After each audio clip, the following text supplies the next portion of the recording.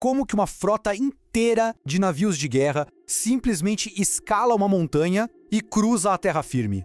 É exatamente esse absurdo logístico que a gente vai desvendar agora nesta análise histórica. Então quem curte mergulhar na história real, sem filtros, já deixa aquela curtida e se inscreve no canal para não perder nada. A viagem aos bastidores do ano de 1453 começa agora. Parte 1. O início do fim. O ano é 1451. Pensa só. Um jovem assume o trono do Império Otomano. O nome dele? Maomé II. E olha, ele não era só um garoto inexperiente, não. Aos 21 anos, esse cara já era um visionário muito ambicioso e um estrategista brilhante. A obsessão absoluta da vida dele era derrubar de vez o milenário Império Bizantino e tomar Constantinopla. E a disparidade de forças era um negócio assustador. De um lado, a lendária Constantinopla, protegida por muralhas gigantes que já tinham aguentado 22 cercos ao longo dos séculos. Do outro, a furiosa máquina de guerra otomana. Os números dão até calafrios. 100 mil soldados do lado de Maomé contra míseros 8 mil defensores de Bizâncio. Era uma diferença brutal. O cerco total estava prestes a começar. Parte 2. A logística do assédio. Bom, Maomé II não atacou aos cegas, de jeito nenhum. Como um grão-mestre num tabuleiro de xadrez, ele asfixiou a cidade. Em questão de meses, mandou erguer a fortaleza de Rumeli Hissari, bem no estreito de Bósforo. Para quê? Para cortar cirurgicamente qualquer rota marítima. Qualquer navio que tentasse passar por ali sem pagar pedágio ia encontrar um destino sombrio no fundo do mar. A armadilha perfeita. E aí a gente entra num terror tecnológico nunca visto antes. Maomé inovou numa escala simplesmente absoluta. Ele trouxe infantaria de elite, os famosos e temidos janízaros, ergueu torres de cerco gigantescas, mas sabe o que é o mais chocante? Canhões de bronze de 8 metros de comprimento, peças colossais de artilharia desenhadas exatamente para quebrar as muralhas medievais. A Idade Média começava a desmoronar a cada disparo. Chegamos em abril de 1453. As coisas aceleram brutalmente. O primeiro disparo ecoa, as muralhas tremem. Só que os bizantinos resistem bravamente. Eles repelem o ataque naval usando fogo grego e a ajuda cristã ainda consegue furar o bloqueio. Maomé percebe que pelo mar não ia rolar, até porque o porto estava fechado por uma corrente de ferro gigantesca. A solução dele? Um milagre logístico absoluto. Se a corrente não quebra, os navios vão por terra. Numa única noite, rolando sobre troncos untados com gordura, 80 navios de guerra foram arrastados montanha acima. Eles contornaram a corrente e caíram direto no porto inimigo. Um checkmate impensável. Parte 3. O colapso das muralhas. Foram 54 dias ininterruptos de um bombardeio ensurdecedor. Constantinopla não dormia mais. O cansaço era total.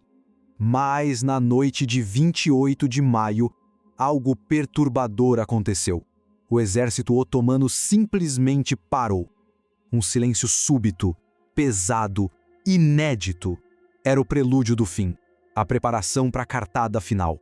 57 dias de tensão extrema, definidos por um único e minúsculo detalhe. O assalto final otomano veio em 3 ondas avassaladoras. No meio daquele caos todo, adivinha? Uma brecha. Um pequeno portão chamado Kerkoporta, ele foi esquecido entreaberto. Foi só isso que bastou. As forças otomanas invadiram o espaço interno e a resistência desmoronou em instantes. Maomé II finalmente adentra a cidade. Ele cavalga em silêncio absoluto pelas ruínas do outrora grandioso Palácio dos Imperadores. É um momento histórico muito pesado.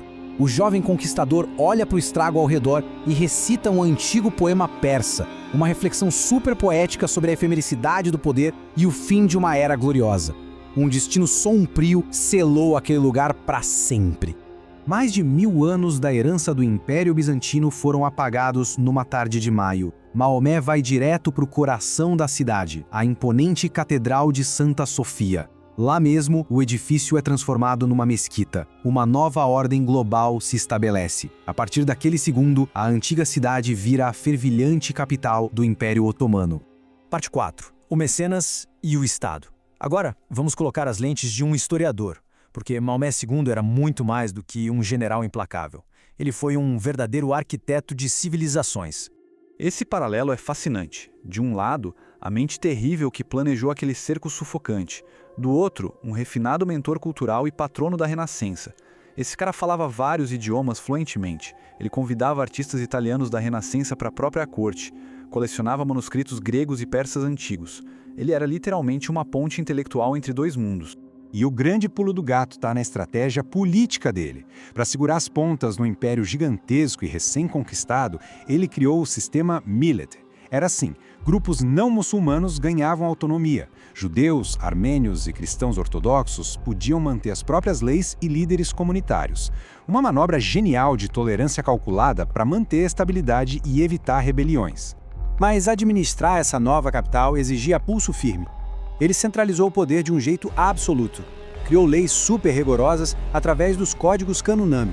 Estabeleceu uma meritocracia pesada com o sistema Devshirme, recrutando mentes brilhantes para a burocracia do governo. E ainda comandou uma repopulação monumental, trazendo gente de todos os cantos para encher as ruas vazias. Isso revela a face mais surpreendente do sultão. Ele tinha um respeito profundo pela herança estética e intelectual. O conquistador fez questão de preservar os mosaicos milenares e protegeu as relíquias cristãs lá dentro de Santa Sofia. É a atitude clara de um estadista que era fascinado pela grandeza do passado clássico greco-romano. Parte 5. O Novo Mundo. Vamos olhar agora para o tabuleiro global. O colapso de Constantinopla não alterou só o dono de uma cidade. O evento mandou ondas de choque sísmicas pelo globo todo, forçando a trajetória do mundo a mudar de rumo drasticamente. O pânico na Europa foi total. Aquela muralha lendária que protegeu o Oriente cristão por séculos já não existia mais. O assombro virou desespero. Pelas ruas de Veneza, uma frase começou a ecoar sem parar. A grande águia está morta. Era o terror real de perceber que não tinha mais nenhuma barreira segurando a expansão otomana. É crucial a gente observar esse efeito dominó incrível. Os otomanos tomam a cidade. Eles passam a controlar o Bósforo. A famosa Rota da Seda, que ligava o Oriente ao Ocidente, é estrangulada. De repente, as especiarias e os artigos de luxo não conseguem mais cruzar as fronteiras. A economia do velho continente sofreu um bloqueio avassalador. Ironicamente, essas mesmas rodas comerciais já tinham cobrado um preço altíssimo no passado. Décadas antes, uma ameaça silenciosa, um inimigo invisível, viajou exatamente por esses caminhos orientais, provocando uma crise global devastadora que jogou uma grande sombra sobre a Europa. E agora, o bloqueio abrupto dessas estradas trazia um perigo de outra natureza, mas igualmente profundo. Sem saída pelo leste, as nações não tinham alternativa. Países como Portugal e Espanha se viram obrigados a olhar para as águas perigosas do Oceano Atlântico, tentando achar um novo caminho. E foi justamente essa urgência desesperada por novas rotas que empurrou os navios para o desconhecido, pavimentando diretamente a rota que levaria à descoberta das Américas. O ano de 1453 carrega um peso absoluto. É o grande ponto de ruptura. O momento exato em que a antiga Idade Média estilhaçou em 1000 pedaços. Das cinzas fumegantes daquelas grandes muralhas e do som aterrorizante da artilharia otomana, a implacável e agitada era moderna nasceu. Tudo isso deixa a gente com uma pulga atrás da orelha, né? E se aquele pequeno portão tivesse ficado bem trancado? E se a ajuda cristã tivesse chegado algumas horas mais cedo pelo mar? A geografia, a economia e os países do mundo hoje poderiam simplesmente não existir como a gente conhece. Então quem está assistindo, conta aqui nos comentários as teorias de vocês sobre isso. O encontro com a história continua na nossa próxima análise.